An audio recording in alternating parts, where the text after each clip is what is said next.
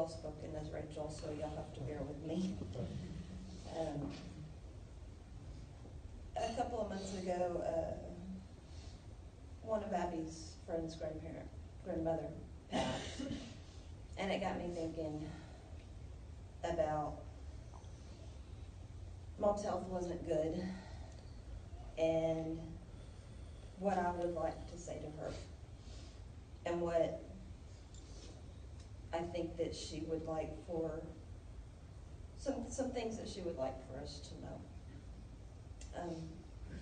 The measure of a life, after all, is not its duration, but its donation. My mother lived what most would call a simple life. She loved her flowers, her beautiful blouses we've spoken of, and her signature pink fingernail polish. We actually found 20 bottles of the exact same shade. It's called Parley Pink in her things. There were bags and boxes, and she didn't want to run out. She loved us kids with all she had, and she absolutely loved being a grandma, a mean mom, and a mommy. And through the ups and downs and thick and thin over 61 years, not a day went by that Dad didn't know that Mom loved him. Mom always wanted to be a teacher, and growing up the way she did, college wasn't an option for her. So she concentrated on teaching her children. We kept what she called a nature table when I was little, and we displayed things like rocks and flowers and leaves and feathers and butterflies, whatever little kids pick up, she put on that table. And she would teach us about it. I remember finding a perfect monarch butterfly, and her teaching me the life cycle of a butterfly and how, a butterfly starts as a cocoon and then becomes a beautiful, beautiful butterfly. And she always found a way to relate a Bible story to each little thing that we found. Mom loved to read, and I remember her reading all the Little House on the Prairie books to me and Nancy at bedtime.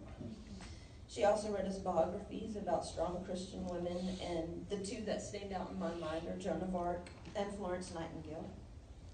Some of her favorite books were the many works of Corrie ten Boom, and mainly The Hiding Place and Tramp of the Lord.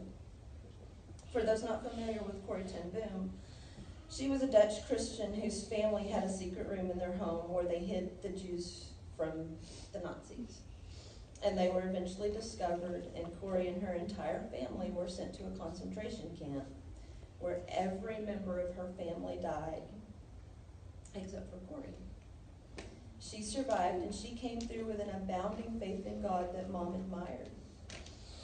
One of Corrie's stories that resonated with me the most that Mom liked to tell me about, and I recently looked up the story and read the interview with Corrie.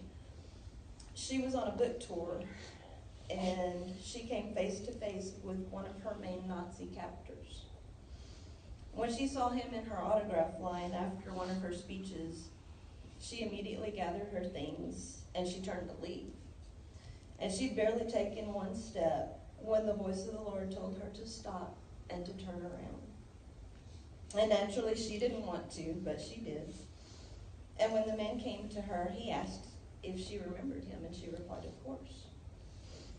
And through the course of their conversation, this man who had tormented so many innocent people, including her and her family, asked her for forgiveness. When she did, she felt the Spirit of the Lord wash over her, and she immediately told him, of course, I forgive you. Mom would tell me that if a woman such as Corrie could give forgiveness to a man such as him, that surely I could find it in my heart to forgive those who may have hurt me. It was a lesson that I've tried my best to live by, and it isn't always easy, but Mom was right. If Corrie could, so could I.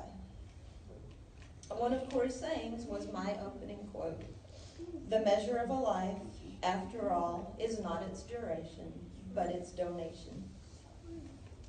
Some would say that a simple woman like our mother didn't donate much to this world because she didn't have a big, meaningful job in the eyes of society.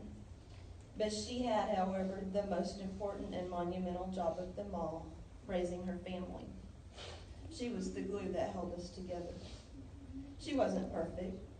There were many things my brother and sisters and I wish she had done different. What child doesn't look at their parents and wish they were more like Susie's mom or Johnny's dad? But she did the best she knew how, and she loved us with every fiber of her being. The measure of a life, after all, is not its duration, but its donation.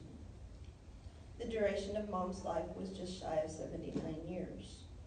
The donation of her life is felt every day in the 5 of us and her 13 grandchildren and her 10 great-grandchildren. I am one of Mom's donations. I can only hope to have a fraction of the impact on my children's lives that she had on mine.